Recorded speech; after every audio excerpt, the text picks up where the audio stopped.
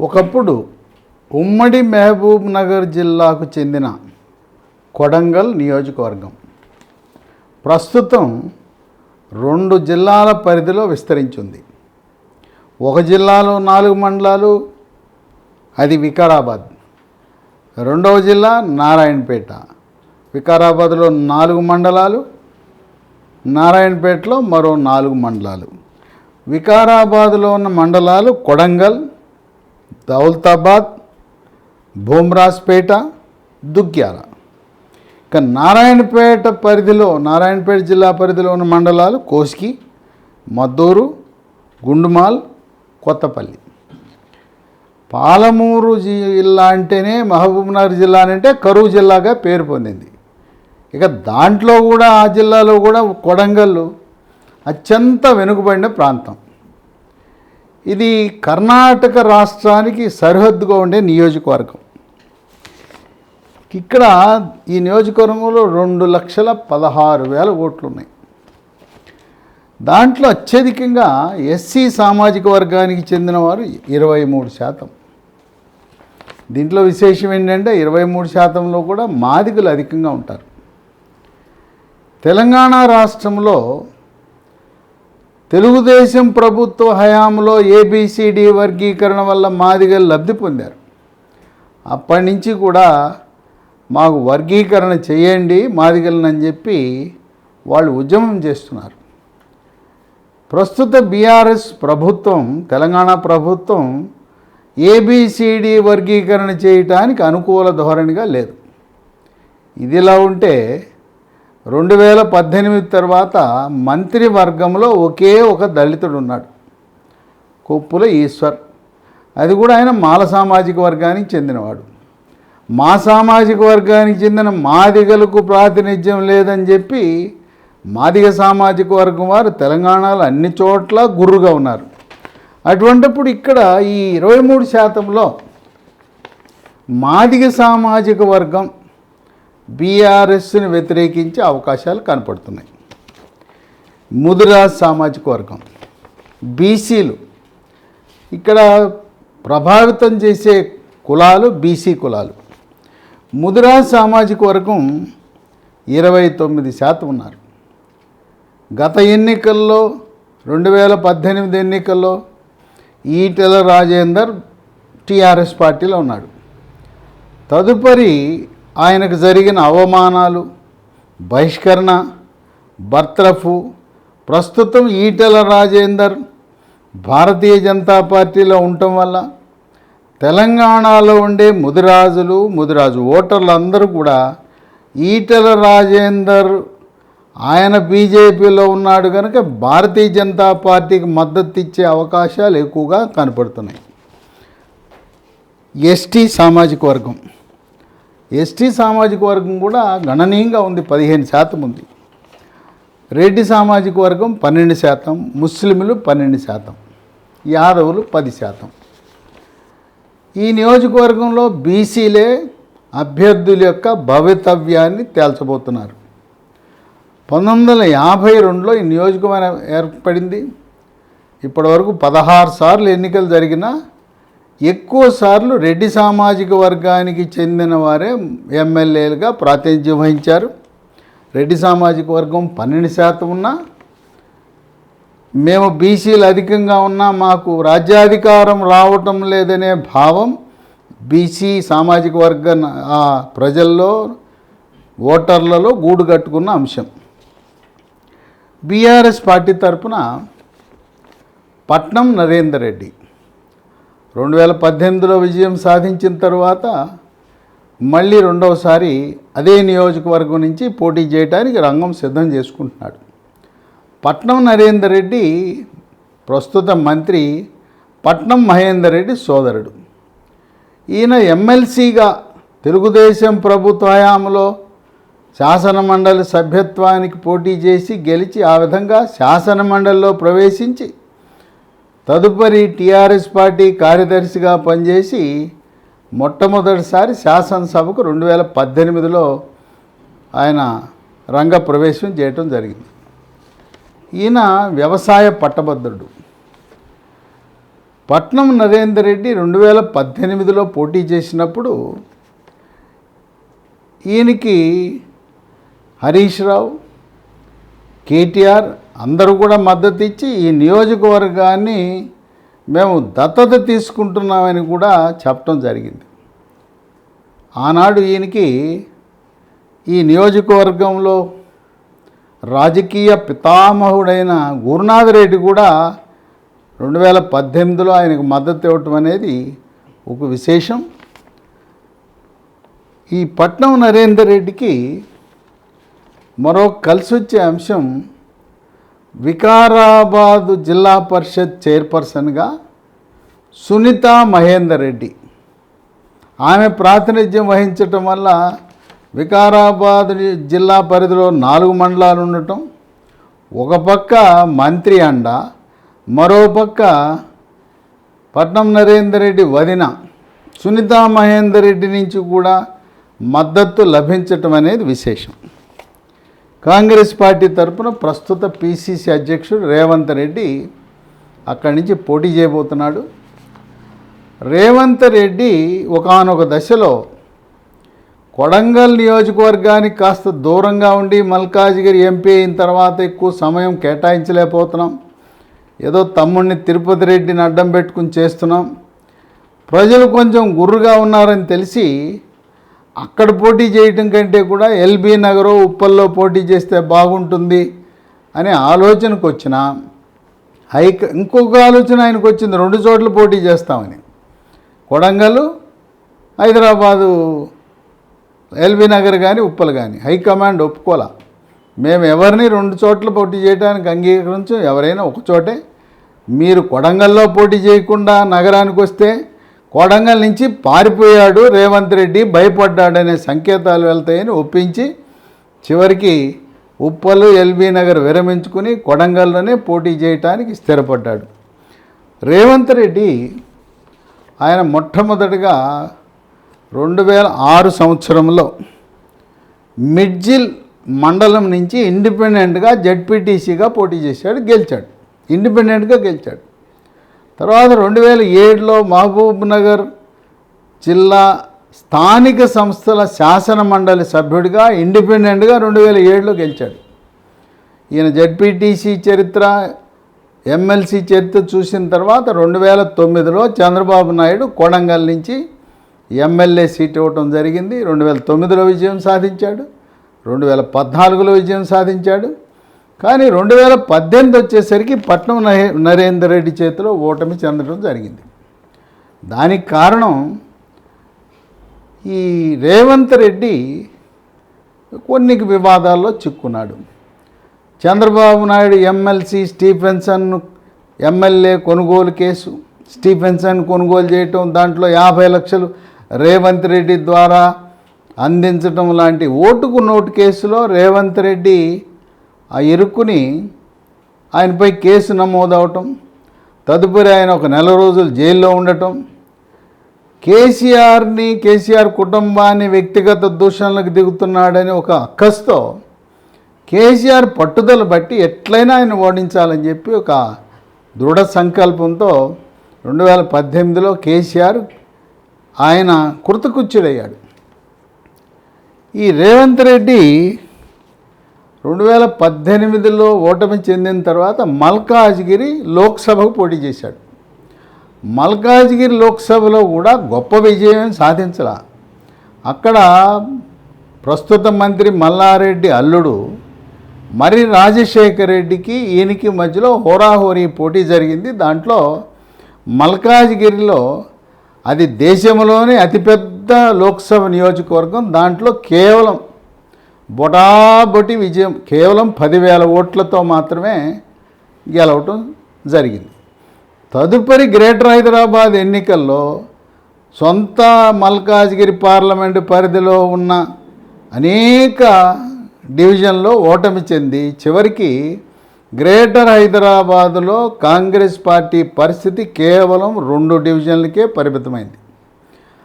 రేవంత్ రెడ్డి వివాదాస్పద వ్యాఖ్యలు చేస్తూ ఉంటాడు. ఆయన్ని రెడ్డి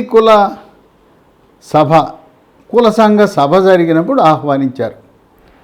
కులం గురించి మాట్లాడచ్చు, తప్పులేదు. ఆయన ఎక్కడైనా కూడా తెలుగు రాష్ట్రాల్లో రెడ్డి సామాజిక వర్గం వాళ్ళకే సమర్థత ఉంది, పాలన చేయగలిగింది రెడ్లే, ఏ పార్టీ అయినా వాళ్ళే అని చెప్పి వివాదాస్పద వ్యాఖ్యలు చేసి రెడ్లను ఆకాశానికి ఎత్తి మిగతా కులాలు ఎందుకు పనికిరాననే విధంగా మాట్లాడటం వల్ల పలువురు కాంగ్రెస్ నాయకులు, ప్రజలు కూడా విమర్శలు గుప్పించడం జరిగింది. ఈ మధ్యకాలంలో అమెరికా వెళ్ళాడు. అమెరికా వెళ్ళినప్పుడు ఒక బాంబు లాంటి ఓ ప్రకటన చేశాడు.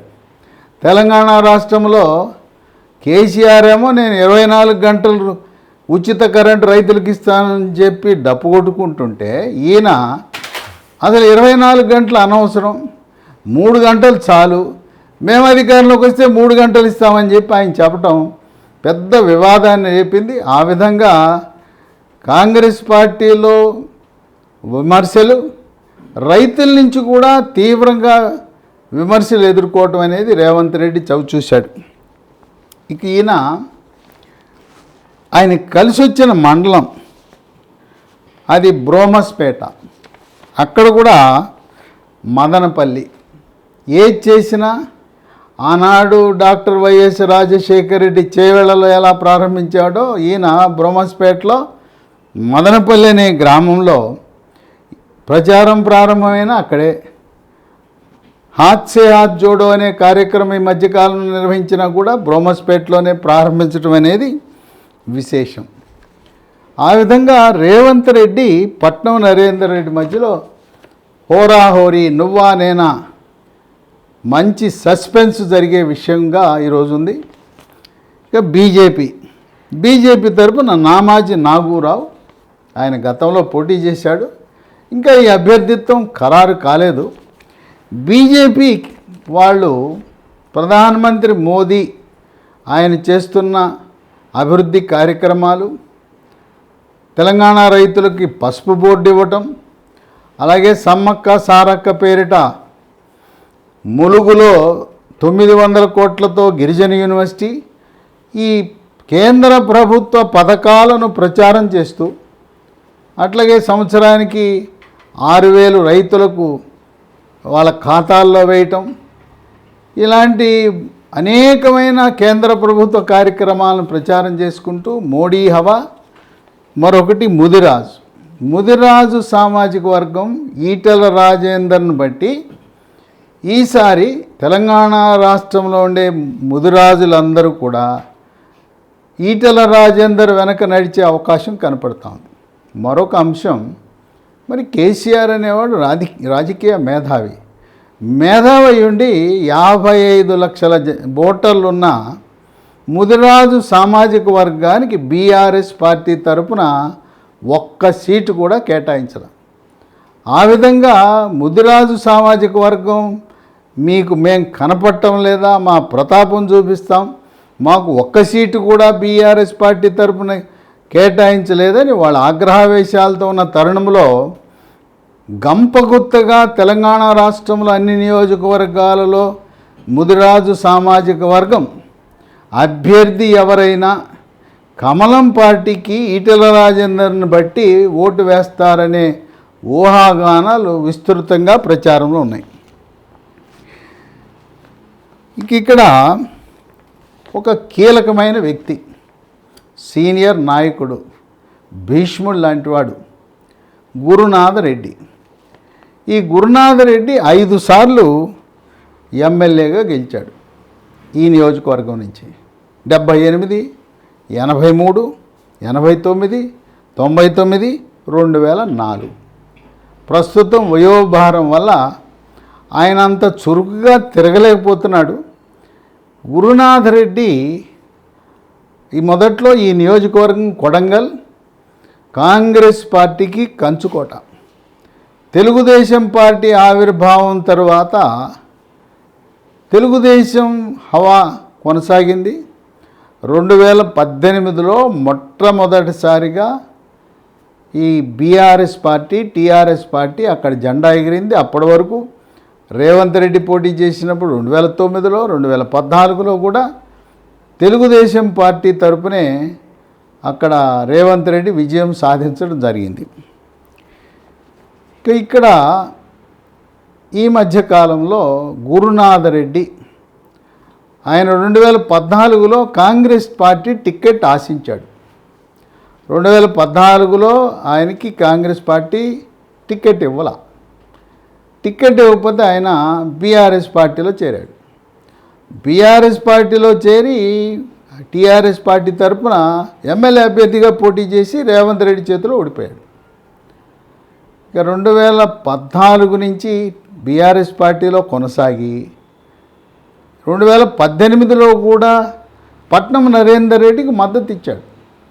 ఈ మధ్యకాలంలో ఆయన పార్టీ మారి కాంగ్రెస్ పార్టీలో చేరటం ఒక విశేషం.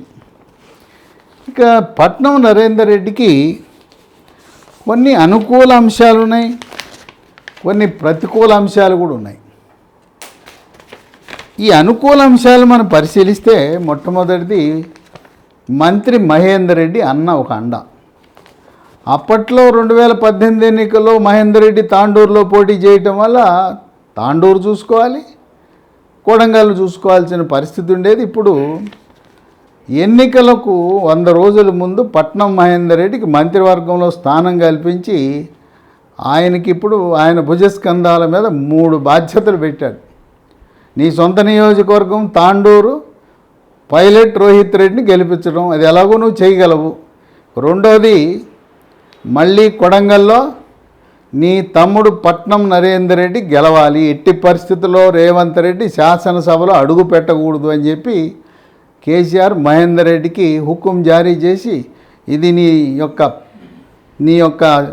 పనితీరుకి సామర్థ్యానికి ఒక కొలమానము అన్నట్టుగా చెప్పి నేను చెప్పిన 3 పనులు చేయి, మళ్ళీ నువ్వే మంత్రివర్గంలో కొనసాగుతావని చెప్పాడు. మూడోది ఇక్కడ మల్కాజిగిరి శాసనసభ ఆయనకు సీట్ ఇస్తే కొడుకు సీట్ ఇవ్వలేదని పార్టీకి రాజీనామా చేసిన మైనంపల్లి హనుమంతరావు స్థానంలో మంత్రి మల్లారెడ్డి అల్లుడు మర్రి రాజశేఖర రెడ్డికి ఇస్తే మర్రి రాజశేఖర రెడ్డిని గెలిపించి మల్కాజ్గిరిని కూడా మనం కారు గుర్తుపై గెలిపించాలి, ఇవి నీకు 3 ఇచ్చిన పనులు అని చెప్పి ఆ విధంగా మహేందర్ రెడ్డి ఇక్కడ కొడంగల్లో చక్రం తిప్పబోతా ఉన్నాడు.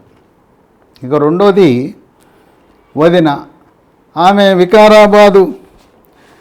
వికారాబాదు జిల్లా పరిషత్ చైర్పర్సన్గా ఆ పరిధిలో ఉన్న కొడంగల్, దౌలతాబాద్, బోమ్రాజ్పేట, దుగ్గ్యాల 4 మండల్లో ఆమె యొక్క ప్రభావాన్ని చూపబోతూ ఉంది.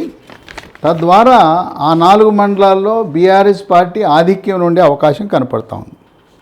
2018లో గెలిచిన తర్వాత దాదాపు 500 కోట్ల నిధులు, ఇదేంటి రాష్ట్ర ప్రభుత్వ పథకాలు, రాష్ట్ర వ్యాప్తంగా జరిగే పథకాలు కాకుండా ఈ ఒక్క నియోజకవర్గానికి అదనంగా 500 కోట్ల నిధులు కేటాయించడం అనేది విశేషం. 4 ఎక్కడ చూసినా బీటీ రోడ్లు అన్ని గ్రామాలకు వేయటం అనేది ఒక విశేషం. ఇక 5 అన్ని తండాలను 15% ఎస్టీ వాళ్ళు ఉన్నారు, ఎస్టీ అన్ని తండాలను పంచాయతీలుగా మార్చి ఎస్టీలే స్వయం పాలన చేసే విధంగా సహకరించారు. ఇక 6 మరో కలిసి వచ్చే అంశం, ఎక్కడ చూసినా నియోజకవర్గంలో పంచాయతీ సర్పంచులు, ఎంపీటీసీలు, జడ్పీటీసీలు, మున్సిపల్ చైర్మన్లు, కౌన్సిలర్లు అందరూ మొత్తం బీఆర్ఎస్ పార్టీకి చెందిన వాళ్ళు ఉండటం కూడా అధిక శాతము సింహభాగము టీఆర్ఎస్ బీఆర్ఎస్ స్థానిక సంస్థల ప్రతినిధులు కూడా కలిసి వచ్చే అంశం.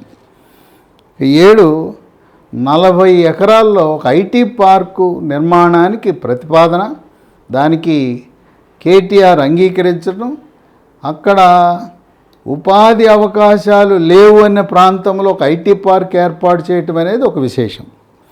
ఇక 8 కొడంగల్లు, కోసికి 2 మున్సిపాలిటీలు ఉన్నాయి ఈయన పరిధిలో. ఈ 2 మున్సిపాలిటీల్లో కూడా కేటీఆర్ దత్తత తీసుకున్న నియోజకవర్గం. పార్కులు, డివైడర్లు, ఎల్ఈడి లైట్లు, ఒకటేంటి అక్కడ ఉండే శ్మశాన వాటికలు అన్నీ కూడా ఈ 2 పట్టణాలను సుందరీకరణ చేసి ఇతోధికంగా నిధులు ఖర్చు పెట్టడం జరిగింది. కొన్ని ప్రతికూల అంశాలు కూడా నరేందర్ రెడ్డికి ఉన్నాయి. గురునాథరెడ్డి రాజీనామా, ఆయనతో పాటు ఎంపీపీ ముద్దప్ప, కొడంగల్ చైర్మన్ జగదీష్ రెడ్డి ఇద్దరు కూడా రాజీనామా చేశారు, అనుంగు శిష్యులు ఆయనకి. అయినా గురునాథ రెడ్డి వయసు పెద్దదవటం వల్ల ఏదో చోట కూర్చొని మాట్లాడగలడు, కానీ ఊరూరు తిరిగే శక్తి మాత్రం ఈరోజు లేదు. ఏదైనా గురునాథరెడ్డి ప్రభావం తప్పకుండా ఆయన రాజీనామా చేయటం ఒక ప్రతికూల అంశంగానే మనం పరిగణించాలి. ఇక 2 పాలమూరు రంగారెడ్డి ప్రాజెక్టు, కోయిల్ సాగర్ నారాయణపేట్ ఎత్తిపోతల పథకం ద్వారా రైతులకు మీరు హామీ ఇచ్చిన సాగునీరు మాకు అందటం లేదని వాపోతున్నారు. ఇది కూడా కొంత రైతుల్లో అసంతృప్తి ఉంది. 4 డబుల్ బెడ్రూమ్ల విషయంలో ఈ నియోజకవర్గంలో ఆశించిన ఫలితాలు ఏమి కనపడలేదు. ప్రజలు చాలామంది నిరుపేదలు వాళ్ళు అసంతృప్తితో ఉన్నారు. 5 కొడంగల్ హాస్పిటల్. కొడంగల్ హాస్పిటల్లో మౌలిక సదుపాయాలు అంతంత మాత్రంగానే ఉన్నాయి. అక్కడ వసతుల విషయంలో ప్రజలు అసంతృప్తిగా ఉన్నారు. ఇక కోసిగి ఆసుపత్రి నిర్మాణం నత్తనడకన సాగటం, తదుపరి కోసిగిలో కూడా సరైన వసతులు లేవు అని ప్రజలు రోగులు వాపోతున్నారు. ఇక 6 ఈ నియోజకవర్గంలో ఈ ఎమ్మెల్యే ఆధ్వర్యంలో ఆయన అనుంగు శిష్యులు అనుచరులు ఇసుక అక్రమ రవాణా చేస్తున్నారని ఆరోపణలు ఉన్నాయి. ఇక 7 ఇక్కడ పిల్లలు చదువుకోవడానికి మేము ఎక్కడ పోవాలండి, ఈ నియోజకవర్గంలో మాకు జూనియర్ కాలేజీలు లేవు, 10వ తరగతి పాస్ అయిన తర్వాత ఇంటర్మీడియట్ చదువుకోవడానికి వసతులు లేవు, ఈ ప్రభుత్వం మమ్మల్ని పట్టించుకోవడం లేదని ఆ నియోజకవర్గ ప్రజలు వాపోతున్నారు. పాలమూరు జిల్లాలో ఉండి ప్రస్తుతం వికారాబాద్ నారాయణపేట జిల్లా పరిధిలోకి వచ్చిన కొడంగల్, అక్కడ ఓటర్ల నాడి విచిత్రంగా ఉంటుంది. పైగా ఇక్కడ కులాల కురుక్షేత్రం. ఒక పక్క ఎస్సీలు, మరో పక్క ముదిరాజులు. ఎస్సీలో మాదిగ సామాజిక వర్గం, ముదిరాజులు ఈటెల రాజేందర్ ప్రభావం. ఇన్ని జరుగుతున్నా ఇక్కడ నరేందర్ రెడ్డి, రేవంత్ రెడ్డి మీద ఒక మహాయుద్ధం లాంటిది జరగబోతూ ఉంది. తెలంగాణ రాష్ట్రంలో అందరూ ఆసక్తిగా ఎదురు చూస్తున్న ఏం జరగబోతుందని నియోజకవర్గం, ప్రజల నాడి ఎలా ఉంటుంది, పల్స్ ఎలా ఉండబోతుందని అందరూ వేచి చూస్తున్నారు.